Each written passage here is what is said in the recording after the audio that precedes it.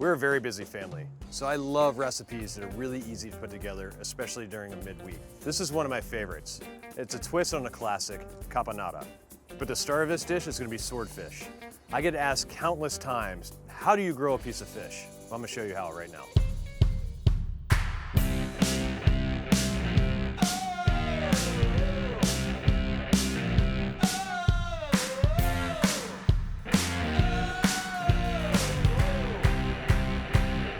Always follow manufacturer's instructions when lighting the grill. Always keep the lid open and don't lean over it when you're lighting it. So I have my grill set at about medium to medium high. I'm gonna shut the lid and actually let it preheat while I start on the caponata.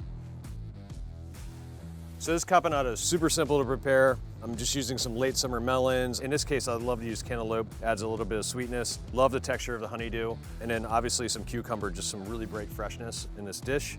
So to get started, all we need to do is just start dicing the fruit.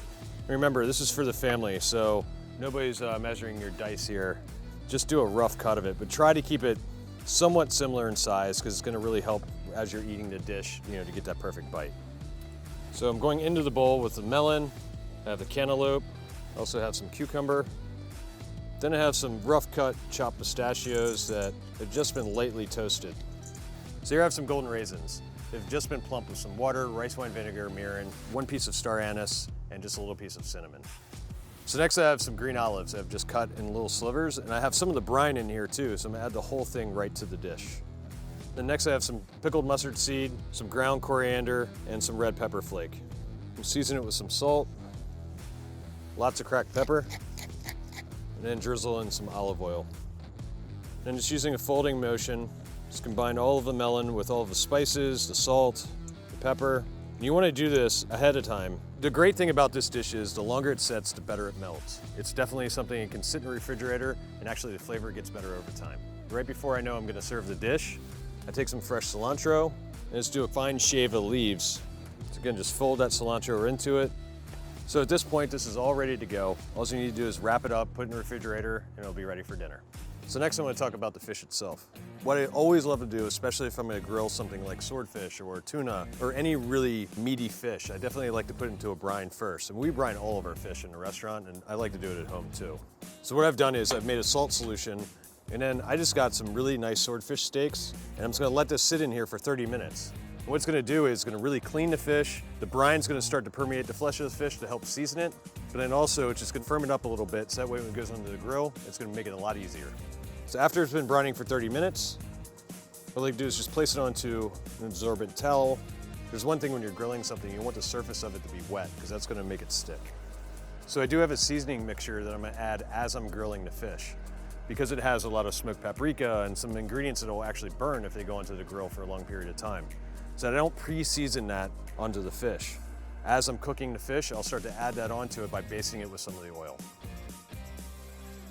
So very preheated the grill to about 550 to 600 degrees. So that's gonna be the searing temperature, and that's what you want, because you want the grates to be nice and hot before you place the fish on. And then what I like to do is just place one at a time, all the way across the grates. You just put a little press down onto it, just to make sure that the flesh is actually hitting the grates of the grill. You can see it's already starting to get a nice sear. So now it's all about patience and timing. A lot of people like to mess with the fish as soon as you hit it onto the grill. And what's gonna happen is that it hasn't created that crust, and you want that to happen before you make the first turn.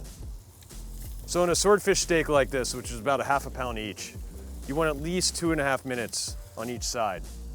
So as you can see, the fish is starting to cook around the outsides here, and that means it's almost ready to turn. What I like to do is do a 90-degree turn. It's gonna create those nice hatch marks that you're looking for on the fish. So now that the fish is almost done cooking, I'm gonna start basting it with some oil and some spice. So here I have some bay seasoning, some paprika, and some coriander. What I'm gonna do is just mix it together and then place it into some olive oil.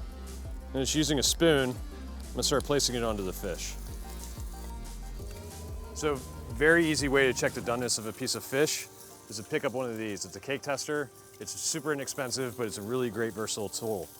What you wanna do is just pierce the flesh of the fish. If it goes through easily with no resistance, you know it's done. So these are ready to go. Just gonna transfer them over to a sheet tray here, just to let them rest. So the fish looks really beautiful, got really great color on it, you know, from the spice, but not only that, it's got really great grill marks because I properly grilled the fish. It's really easy to do. You can replicate this at home. Just trust the grill, trust the heat, and I guarantee you it's gonna work out for you.